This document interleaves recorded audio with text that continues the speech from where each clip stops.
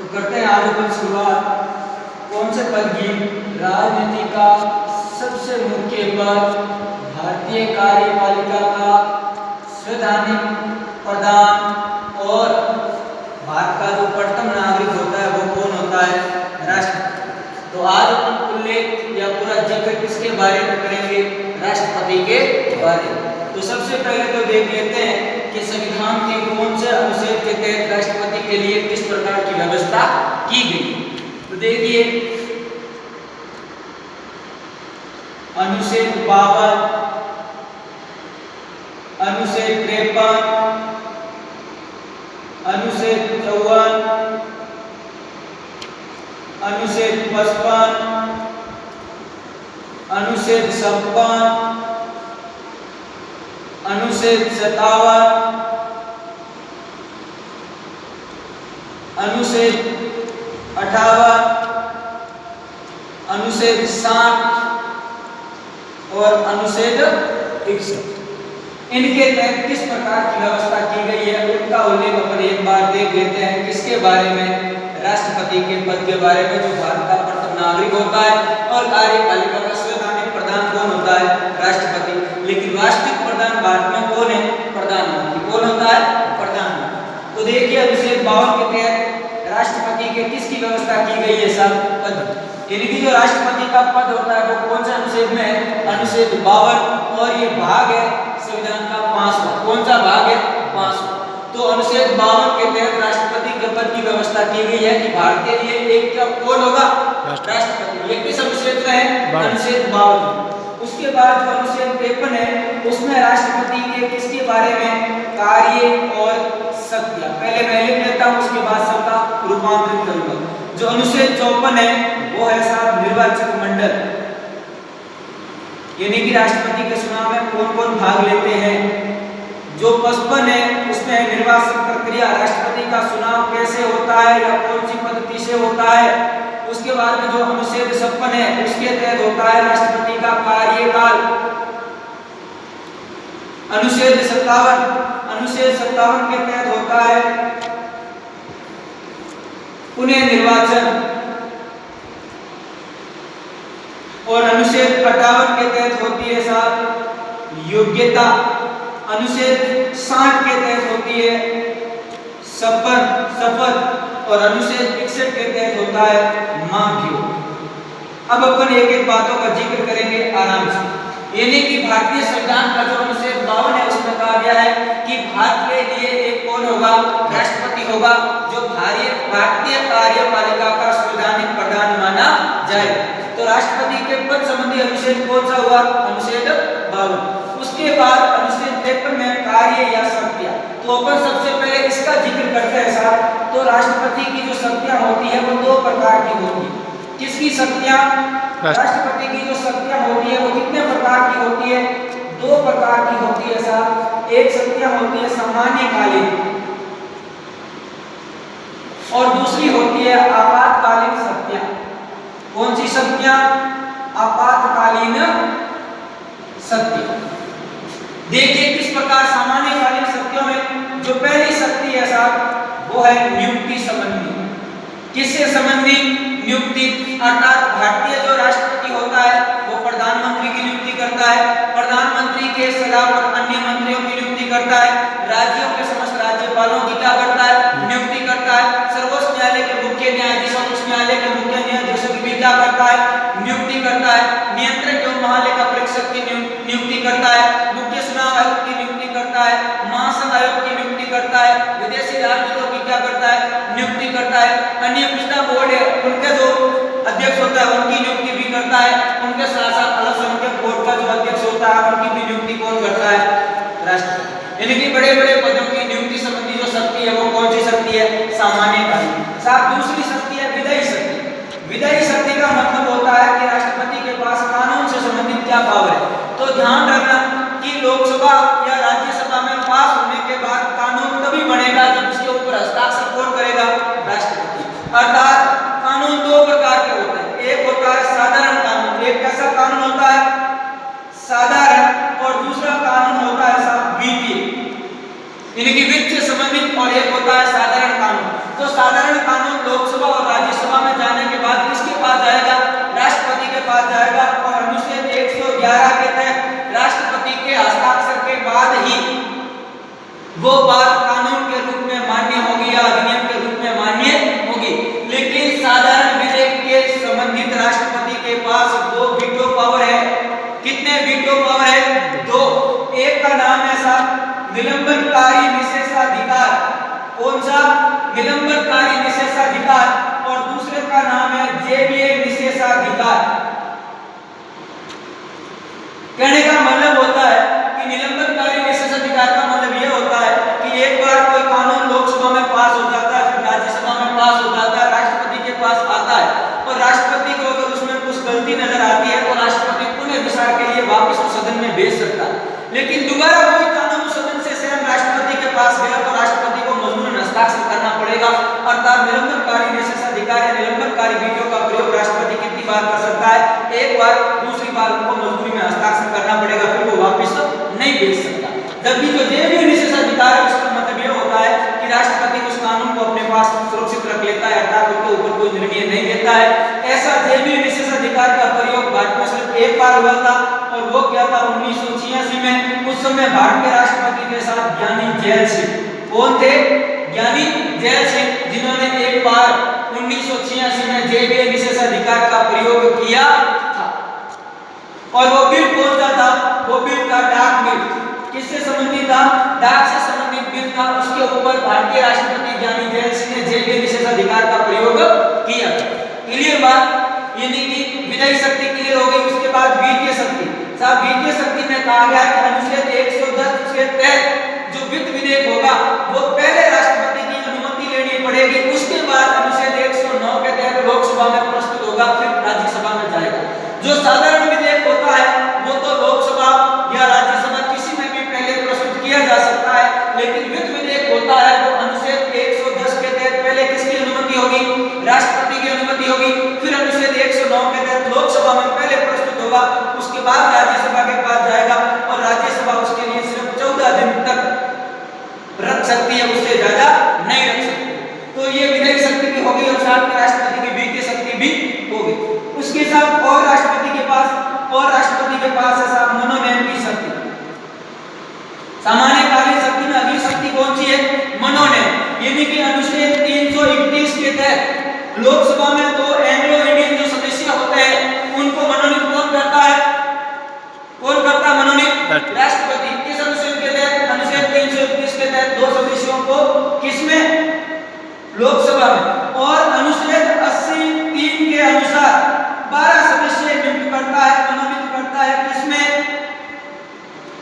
राज्यसभा। राज्यसभा में कितने सदस्यों को मनोनीत करता है? 12 सदस्यों को मनोनीत करता है अनुच्छेद 80(3) के तहत। और लोकसभा में 331 अनुच्छेद के तहत 2 एंग्लो इंडियन सदस्यों को राष्ट्रपति मनोनीत करता है। अर्थात भारत में मनोनीत करने की शक्ति किसके पास है? केंद्र में राष्ट्रपति के पास। उसकी अगली शक्ति साहब, अगली शक्ति है अध्यादेश की शक्ति। देखिए साहब, अध्यादेश की शक्ति का मतलब होता है कि सब संसद का किसी प्रकार से कार्यकाल या बैठक नहीं चल रही हो और उस समय कोई कानून की सख्त आवश्यकता होती है तो राष्ट्रपति अनुच्छेद 123 के तहत अध्यादेश जारी करता है, और उस अध्यादेश का प्रभाव 6 सप्ताह तक रहता है। उसके तहत लोकसभा और राज्यसभा को कोई तत्काल स्थिति में कानून बनाना पड़ता है। तो वो होती है कौन सी शक्ति? अध्यादेश की शक्ति। यानी कि शीघ्र आवश्यकता होने पर और जब सदन नहीं चल रहे हो लोकसभा और राज्यसभा, ऐसी स्थिति में राष्ट्रपति अनुच्छेद 123 के तहत क्या जारी करता है? अध्यादेश। साहब उसके बाद सैनिक शक्ति। ध्यान रखना, तीनों ही सेनाओं का सर्वोच्च सेनापति या सर्वोच्च कमांडर कौन होता है? राष्ट्रपति। तीनों ही सेना कौन सी? जल सेना, थल सेना और वायु सेना। तीनों ही सेनाओं का सर्वोच्च कमांडर राष्ट्रपति होता है, और तीनों ही सेनाओं के सेनापतियों की नियुक्ति भी कौन करता है? राष्ट्रपति। तो ये कौन सी शक्ति हो गई? सैनिक शक्ति। उसके बाद न्यायिक शक्ति। तो साहब आप जानते हो न्यायिक शक्ति के तहत यानी कि जो भारत का राष्ट्रपति होता है वो ही सर्वोच्च न्यायालय के मुख्य न्यायाधीश की क्या करता है? नियुक्ति करता है। और भारतीय राष्ट्रपति के पास अनुच्छेद 72 के तहत समाधान की शक्ति है।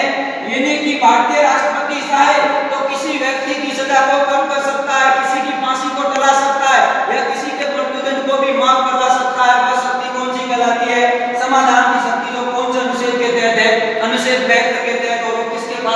राष्ट्रपति के पास होती है। लेकिन राष्ट्रपति एक बार समाधान की याचिका खारिज कर लेता है तो उन्हें उस पर वापस याचिका नहीं भेजी जा सकती है।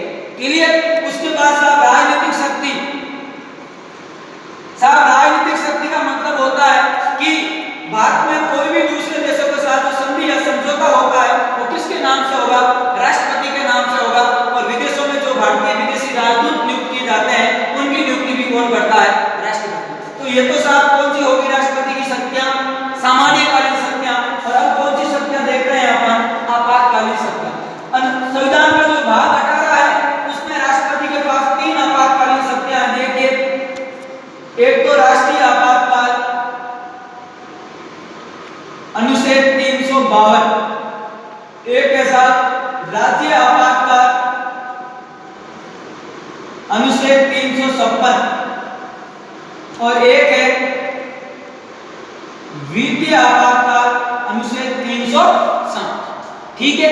इनके तहत अन्य अर्थात जो राष्ट्रीय आपातकाल होता है वो किन परिस्थितियों में लागू किया जाता है? देखिए, या तो युद्ध, या कोई उपाय आक्रमण, या देश के अंदर सशस्त्र विद्रोह हो जाता है, तो ऐसी स्थिति में राष्ट्रपति के द्वारा कौन सा आपातकाल लागू किया जाता है? राष्ट्रीय आपातकाल लागू किया जाता है अनुच्छेद 352 के तहत। और फिर पूरा का पूरा पावर किसके पास आ जाता है? राष्ट्रपति के पास आ जाता है। लोकसभा का विघटन हो जाता है। तो राष्ट्रीय आपातकाल पहले है ना, सशस्त्र विद्रोह की जगह एक शब्द था आंतरिक अशांति। अब आंतरिक अशांति उत्पन्न होने पर आपातकाल की घोषणा नहीं की जा सकती। आपातकाल की घोषणा करता कौन है? राष्ट्रपति। और आपातकाल कितने प्रकार के राष्ट्रपति के पास? 3। जो राष्ट्रीय आपातकाल है 352 को किन परिस्थितियों में लागू किया जाएगा? युद्ध होने पर, उपाय आक्रमण होने पर, या देश के अंदर सशस्त्र विद्रोह होने पर। और साथ राष्ट्रीय आपातकाल आज तक भारत में सिर्फ कितनी बार लगा है? 3 बार। एक बार लगा था 1962 में, उस समय प्रधानमंत्री कौन थे? जवाहरलाल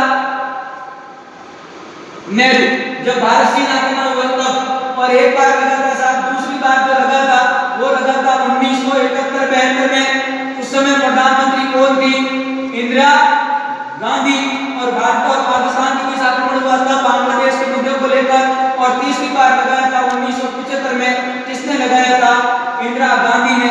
ये आंतरिक अशांति के आधार पर ही लगाया गया राष्ट्रीय आपातकाल था। तो बाप और बेटी ने आपातकाल लगाया भारत में, बाकी किसने नहीं लगाया? एक तो लगाया जवाहरलाल नेहरू ने, 2 आपातकाल उसने लगाए थे? इंदिरा गांधी। ठीक है? इस आपातकाल के तहत इंदिरा गांधी का कार्यकाल भी 2 साल के लिए बढ़ा था। क्लियर बात कि नहीं हुई? क्लियर? यानी कि 3 बार ही राष्ट्रीय आपातकाल की घोषणा। 1962 में प्रधानमंत्री कौन थे? नेहरू। 71-72 में इंदिरा गांधी। और 75 में इंदिरा गांधी। ठीक है? क्योंकि प्रधानमंत्री के कहने पर ही राष्ट्रपति किसकी घोषणा करता है? आपातकाल। साहब राज्य आपातकाल क्या है? यानी कि किसी भी राज्य में संविधान के अनुसार शासन नहीं चलता है तो उस राज्य का राज्यपाल लिखित में सूचना राष्ट्रपति को देता है। तो राष्ट्रपति उस राज्य में अनुच्छेद 356 के तहत राज्य आपातकाल की घोषणा करता है और राज्य की सरकार बर्खास्त हो जाती है। वहां का सर्वेसर्वा राज्यपाल और राष्ट्रपति बन जाता है। और साहब वित्तीय आपातकाल यानी कि अर्थव्यवस्था जब संकट में आ जाती है तो ऐसी स्थिति में वित्तीय आपातकाल लागू किया जाता है, जिनमें सरकारी कर्मचारियों के वेतन में कटौती भी की जा सकती है या उद्योगों से भारी कर भी वसूला जा सकता है। लेकिन अच्छी बात है कि भारत के लिए ये आपातकाल एक बार भी लागू नहीं हुआ। तो ये तो हो गई साहब राष्ट्रपति की शक्तियां। मिटा सकता हूं क्योंकि वीडियो से अपना आप स्क्रीन ले लें। तो ये जो राष्ट्रपति की शक्तियां हैं ये कौन से अनुच्छेद के तहत आती है? अनुच्छेद 53 के तहत। अब उसके बाद अनुच्छेद 54 है निर्वाचक मंडल, यानी कि राष्ट्रपति के चुनाव में भाग कौन कौन लेते हैं? तो देखिए राष्ट्रपति का जो निर्वाचक मंडल होता है उसमें लोकसभा, राज्यसभा, विधानसभा और दिल्ली और प्रदूषण। यानी कि लोकसभा के कौन से सदस्य? सिर्फ निर्वाचित सदस्य, यानी कि जो मनोनीत सदस्य होते हैं वो भाग नहीं लेंगे। राज्यसभा के भी निर्वाचित सदस्य जो 12 मनोनीत सदस्य वो भाग नहीं लेंगे। विधानसभा के भी जो निर्वाचित सदस्य हैं वो राष्ट्रपति के चुनाव में भाग लेंगे। और दिल्ली और प्रदूषण के साथ ये केंद्र शासित प्रदेश है। और ये 2 केंद्र शासित प्रदेश ऐसे हैं जहां पर विधानसभा का गठन किया गया है। तो इन दोनों विधानसभाओं के जो विधायक होते हैं वो भी राष्ट्रपति के चुनाव में भाग लेते हैं। अर्थात अपन संयुक्त रूप से ये कह सकते हैं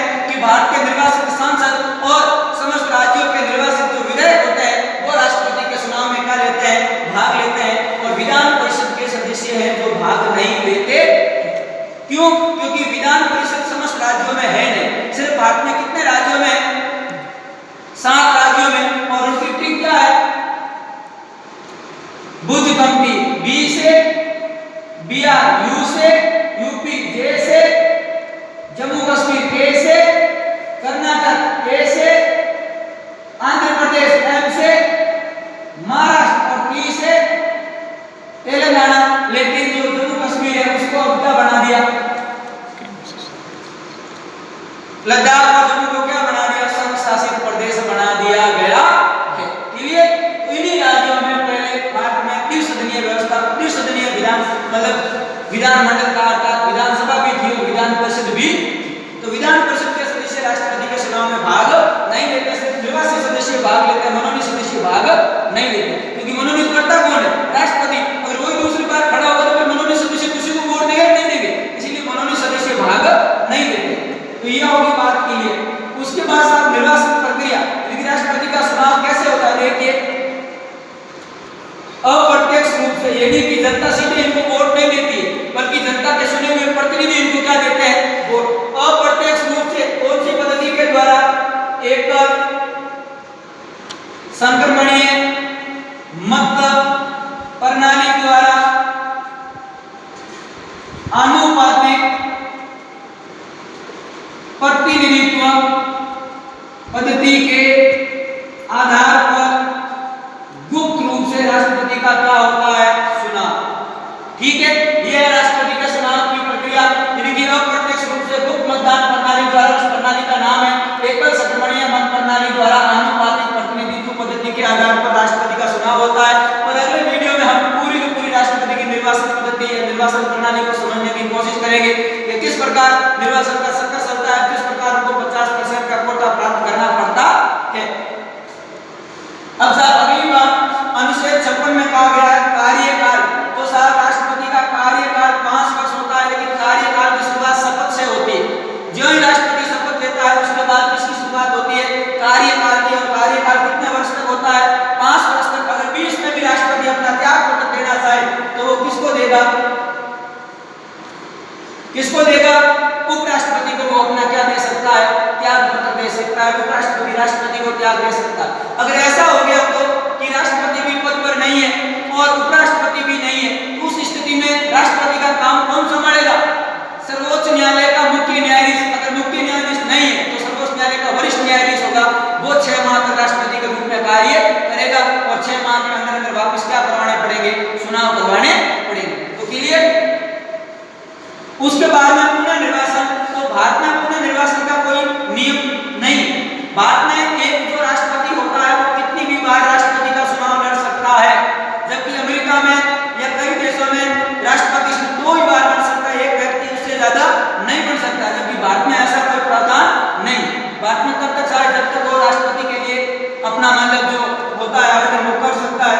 उसके बाद योग्यता, साथ राष्ट्रपति पद के लिए योग्यता है, उम्र होनी चाहिए कितने वर्ष पूर्ण किए हुए? 35 वर्ष। अगर 35 वर्ष से एक दिन भी कम है तो वो राष्ट्रपति पद के उम्मीदवार के योग्य नहीं।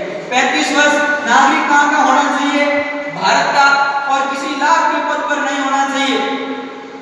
ठीक है, यानी कि जो सरकारी नौकरी है उसके पद पर नहीं होना चाहिए। और सरकार द्वारा पागल या दिवालिया नहीं होना चाहिए, न्यायालय द्वारा घोषित पागल या दिवालिया भी नहीं होना चाहिए। और उनके साथ अब साहब ऐसे बात करो कि 35 वर्ष होना चाहिए, भारत का नागरिक होना चाहिए, लाभ के पद पर नहीं होना चाहिए, तो 60-70% ऐसे लोग बैठे हैं भारत में। तब तो राष्ट्रपति के लिए हर कोई आवेदन करेगा तो 50-50, 60-60 हजार खड़े हो जाएंगे राष्ट्रपति के एक पद के लिए, होंगे नहीं होंगे? लेकिन इनमें एक शर्त यह है कि जब चुनाव आयोग के पास अपना नॉमिनेशन करवाने जाएंगे उस समय 50 प्रस्तावक और 50 अनुमोदित जरूरी है। इनकी 50 जगह प्रस्ताव करेंगे कि हम उस राष्ट्रपति के लिए प्रस्ताव दे रहे हैं, और उस प्रस्ताव अनुमोदित भी कितने जने करने चाहिए? 50। तो इसका मतलब यही है कि हर कोई नहीं बन सकता है, बल्कि जो दल विशेष का व्यक्ति होता है जिनके पास 50 प्रस्तावक और 50 अनुमोदक होते हैं वही चुनाव आयोग में जाकर के अपना निर्वाचन कर सकता है या नॉमिनेशन कर सकता है। उसके बाद साहब शपथ।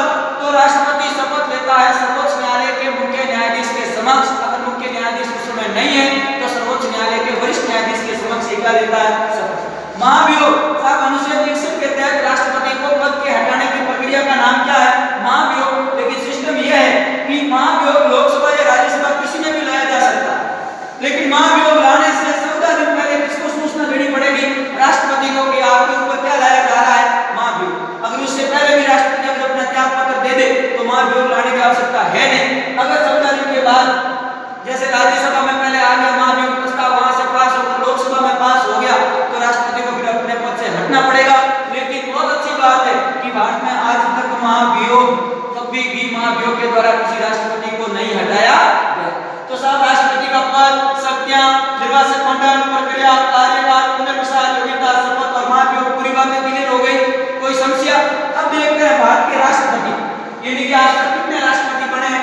बने उनके नाम का क्या रिकॉर्ड है।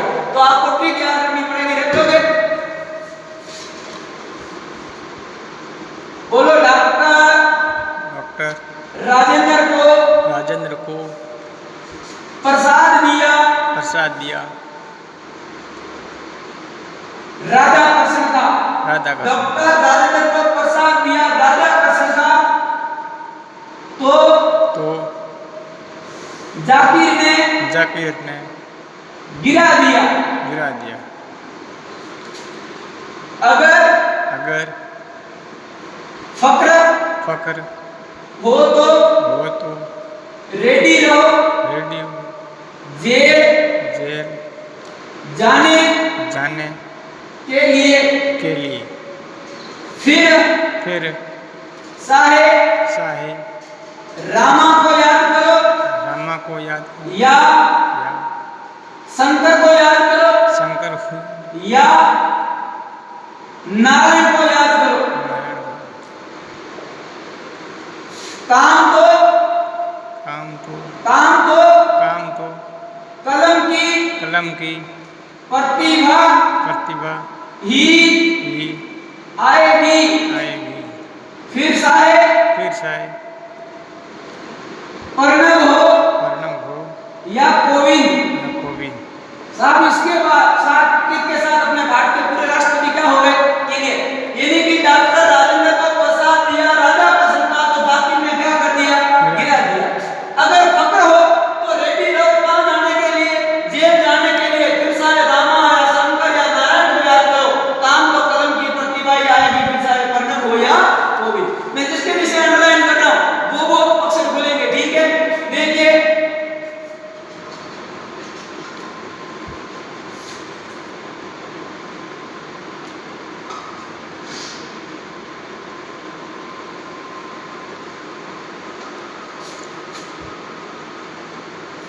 इसके साथ भारत के राष्ट्रपति हो जाएंगे। देखो साहब करता है शुरुआत। यानी कि सबसे प्रथम राष्ट्रपति कौन बने भारत के? राजेंद्र प्रसाद। उसके बाद सर्वपल्ली राधाकृष्णन। उसके बाद जाकिर हुसैन। उसके बाद वीवी गिरी। उसके बाद न्यायमूर्ति मोहम्मद हिदायतुल्लाह। उसके बाद वापिस वीवी गिरी। उसके बाद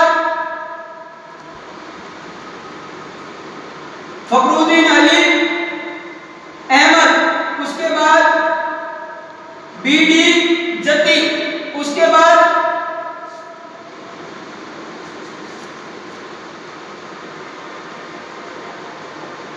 नीलम संजीव रेड्डी।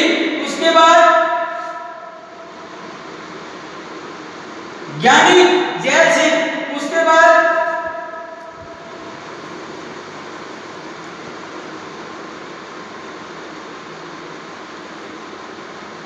रामा स्वामी नारायण।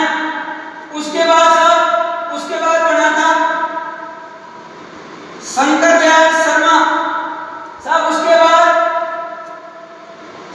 के.एन. नारायण। उसके बाद अब्दुल कलाम। उसके बाद प्रतिभा पाटिल। उसके बाद प्रणब मुखर्जी। और उसके बाद रामनाथ कोविंद। यह है साहब भारत का राष्ट्रपति।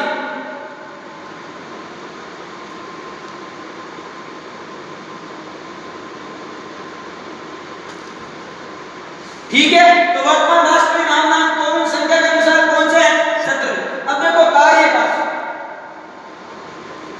50 से 62, 62 से 67, 67 से 69।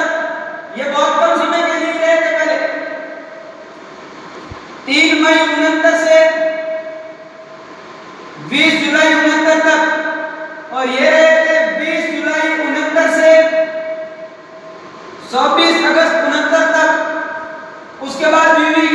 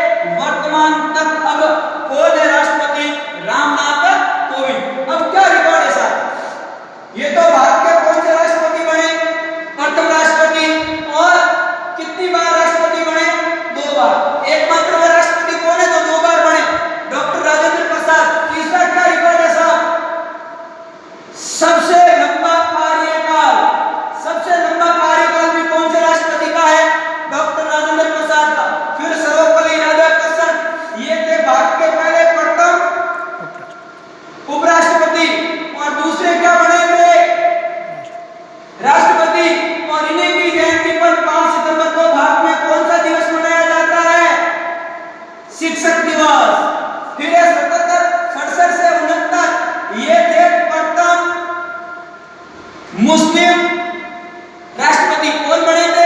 जाकिर हुसैन प्रथम मुस्लिम राष्ट्रपति। और क्या रिकॉर्ड है? सबसे छोटा कार्यकाल भी किनका रहा है? जाकिर हुसैन का, जबकि सबसे बड़ा डॉक्टर राजेंद्र प्रसाद का। और पद पर रहते हुए इनकी क्या हुई थी? मृत्यु। उसके बाद कौन बने? वीवी गिरी। ये बने थे साहब प्रथम कार्यवाहक राष्ट्रपति। कौन बने? वीवी गिरी। दूसरा उसके बाद कौन है? न्यायमूर्ति मोहम्मद हिदायतुल्लाह। ये बने थे द्वितीय कार्यवाहक। और ये एकमात्र राष्ट्रपति जो क्या थे? न्यायाधीश। मुख्य न्यायाधीश के साथ राष्ट्रपति का पदभार भी इसने संभाला था। वो कौन थे? न्यायमूर्ति मोहम्मद हिदायतुल्लाह, जो कुछ समय के लिए कार्यवाहक राष्ट्रपति रहे थे। उसके बाद वीवी गिरी। देख लो इसके नाम रिकॉर्ड क्या है? कार्यवाहक का निर्वाचित। दोनों बार राष्ट्रपति बनने वाले कौन थे? एकमात्र राष्ट्रपति जो कार्यवाहक भी रहे और निर्वाचित राष्ट्रपति भी रहे, वो कौन थे? वीवी गिरी। फिर फखरुद्दीन अली अहमद, इनकी भी पद पर क्या हो गई थी साहब? मृत्यु। और ये थे दूसरे मुस्लिम राष्ट्रपति, इनकी भी पद पर क्या हो गई थी? मृत्यु। दो राष्ट्रपति जिनकी पद पर मृत्यु हुई थी, जाकिर हुसैन और फखरुद्दीन अली अहमद। उसके बाद बीडी जत्ती, ये रहे थे कार्यवाहक। तीसरे कार्यवाहक कौन बने? बीडी जत्ती। फिर है नीलम संजीव रेड्डी साहब। ये जो नीलम संजीव रेड्डी है ना, ये एक बार तो क्या गए थे? हार गए। और दूसरी बार निर्विरोध राष्ट्रपति बनाए गए। एक बार हारे और दूसरी बार तो कैसा राष्ट्रपति बना? निर्विरोध। इनके सामने कोई उम्मीदवार खड़ा नहीं हुआ। और सबसे युवा राष्ट्रपति, उस समय इनकी उम्र कितनी थी? 64 वर्ष। तो सबसे युवा राष्ट्रपति का रिकॉर्ड किनके नाम है? नीलम संजीव रेड्डी। ज्ञानी जैल सिंह प्रथम सिख राष्ट्रपति कौन बने थे? ज्ञानी जैल सिंह।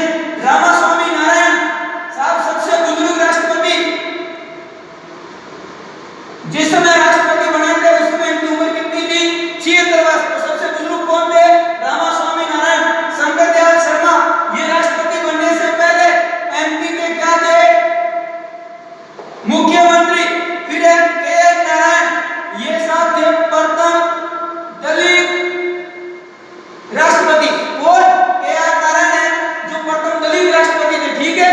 और उसके बाद अब्दुल कलाम, ये प्रथम वैज्ञानिक थे जो क्या बने? राष्ट्रपति। और मुस्लिम 3 राष्ट्रपति बने। पर मुस्लिमों में संपूर्ण कार्यकाल करने वाले मुस्लिम राष्ट्रपति कौन थे? एपीजे अब्दुल कलाम, जिन्होंने अपना 5 साल का कार्यकाल पूरा किया और इनको मिसाइल मैन के नाम से भी जाना जाता है। उसके बाद प्रतिभा देवी सिंह पाटिल साहब, ये 3 प्रथम महिला राष्ट्रपति। उसके बाद प्रणब मुखर्जी, ये मतलब योजना आयोग के उपाध्यक्ष भी रह चुके हैं, वित्त मंत्री भी रह चुके हैं। और रामनाथ कोविंद, ये साहब है द्वितीय दलित राष्ट्रपति। क्लियर? और जो ये वीवी गिरी है ना, ये कार्यवाहक का निर्वाचित दोनों मिले। इनके साथ एक बार और रिकॉर्ड है कि इनको दूसरे चरण में कोटा प्राप्त हुआ था। जो मतगणना का राष्ट्रपति का कोटा है, जो कल अपन निर्वाचन प्रणाली पढ़ेंगे तब आपको समझ में आएगा कि प्रथम गणना में इसको कोटा नहीं मिला था। द्वितीय चरण की जो मतलब गणना हुई थी उसमें इनको कोटा मिला था। तो साहब राष्ट्रपति के लिए कोई समस्या? ये लिखी भारतीय राष्ट्रपति क्या है? डॉक्टर राजेंद्र प्रसाद या राजा कृष्ण का तो जाकिर ने गिरा दिया। अगर फक्र हो तो रेडी रहो जेल जाने के लिए। फिर चाहे रामा हो या शंकर या हो नारायण, याद करो काम तो कलम की प्रतिभा ही आएगी। फिर चाहे प्रणब हो या कोविंद, ठीक है। प्रथम राष्ट्रपति डॉक्टर राजेंद्र प्रसाद। रिकॉर्ड क्या है कि ये प्रथम राष्ट्रपति बने, 2 बार राष्ट्रपति बने और सबसे लंबा कार्यकाल भी किनके नाम है? राजेंद्र प्रसाद। फिर है सर्वपल्ली राधाकृष्णन।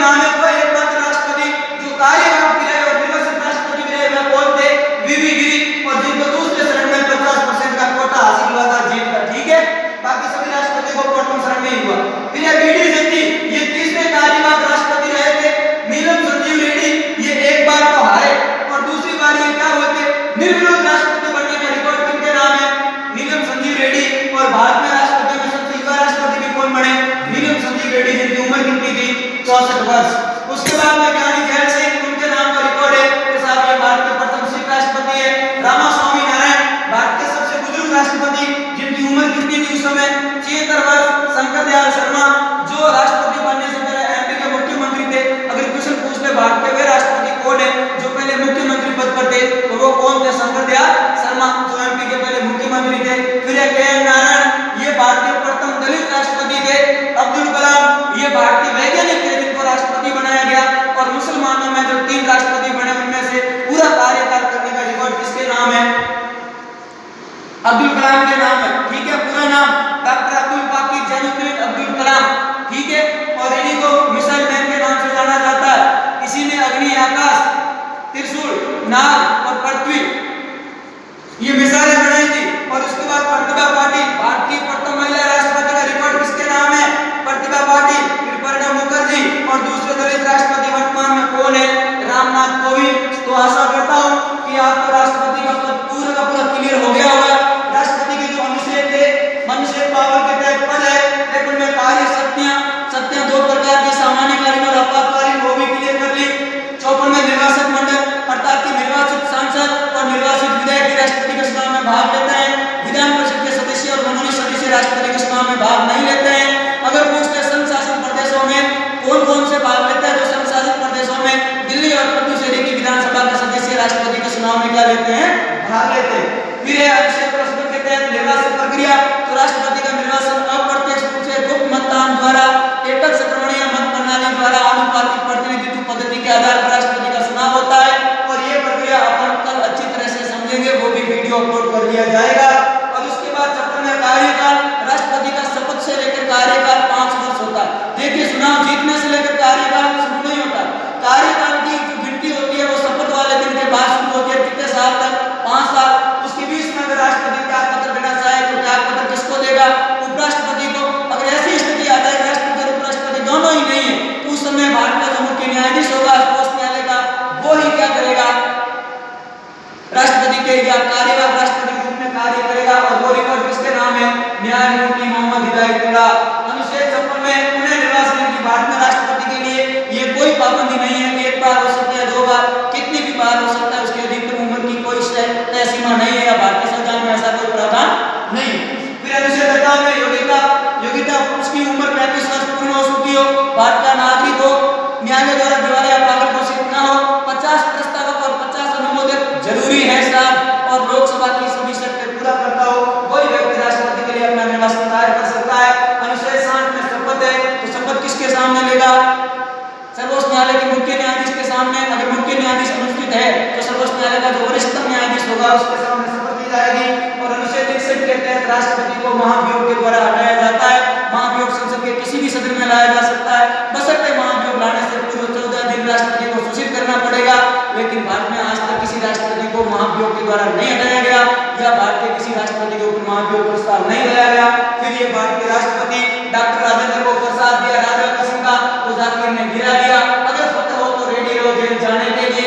फिर चाहे रामा हो या सत्तर हो या नारायण, काम तो कलम की प्रतिभा ही आएगी। फिर चाहे प्रणब हो या चाहे कोविंद। ये देखिए, राजेंद्र से राजेंद्र प्रसाद, राजा किस्म से सर्वपल्ली राधाकृष्णन, जाकिर से जाकिर हुसैन, गिरा से बीबी गिरी, फखर से फखरुद्दीन अली अहमद, रेड्डी से नीलम संजीव रेड्डी, जेल से ज्ञानी जैल सिंह, रामा से रामास्वामी नारायण, शंकर से शंकर दयाल शर्मा, नारायण से के.आर. नारायण, कलम से अब्दुल कलाम आजाद, प्रतिभा से प्रतिभा देवी सिंह पाटिल, प्रणब से प्रणब मुखर्जी और कोविंद से रामनाथ कोविंद। क्लियर? आपको अच्छी तरह से समझ में आ गया? कोई किसी प्रकार की समस्या? तो ठीक है, आज अपना इतना ही टॉपिक रहेगा। कल अपन देखेंगे राष्ट्रपति की जो निर्वाचन प्रक्रिया है, अर्थात राष्ट्रपति का चुनाव कैसे होता है, कैसे उनको न्यूनतम कोटा प्राप्त होता है, कैसे उनकी मतगणना का सत्र चलता है, और किस प्रकार बीबी गिरी को दूसरी गणना में बहुमत का कोटा हासिल हुआ है, उनके बारे में पूर्ण विस्तार के साथ जो जिक्र किया जाएगा वो जिक्र किया जाएगा कल। और राष्ट्रपति के अनुच्छेद पूरे बता दिए। अनुच्छेद 123 के तहत वो अध्यादेश जारी करता है। अनुच्छेद 111 के तहत राष्ट्रपति के हस्ताक्षर से ही कोई बात साधारण विधेयक का रूप लेती है। अनुच्छेद 110 के तहत राष्ट्रपति की अनुमति के बाद ही वित्त विधेयक लोकसभा में प्रस्तुत होगा। अनुच्छेद 72 के तहत राष्ट्रपति के पास समाधान की शक्ति है। अनुच्छेद 321 के तहत राष्ट्रपति लोकसभा में 2 एंग्लो इंडियन सदस्यों को मनोनीत करता है। अनुच्छेद 83 के तहत राष्ट्रपति राज्यसभा में 12 सदस्यों को मनोनीत करता है, जो कला, साहित्य, शिक्षा, विज्ञान, पत्रकारिता पत्रकारिता, खेल या फिल्म आदि में ख्याति प्राप्त व्यक्ति होते हैं, ऐसे 12 व्यक्तियों को क्या करता है, मनोनीत करता है। उसके बाद राष्ट्रपति के पास जो आपातकालीन शक्ति है, तो आपातकालीन शक्तियां 3 प्रकार की है। अनुच्छेद 352 वो है राष्ट्रीय आपातकाल, अनुच्छेद 356 राज्य आपातकाल और अनुच्छेद 360 विधि आपातकाल जो अभी लागू नहीं हुआ है। राष्ट्रीय आपातकाल 3 बार लागू हुआ है, एक बार प्रधानमंत्री थे जवाहरलाल नेहरू तब 1962 में, फिर 1971 में इंदिरा के समय, फिर 1975 में इंदिरा के समय। क्लियर? कोई समस्या? तो इसी के साथ आज का वीडियो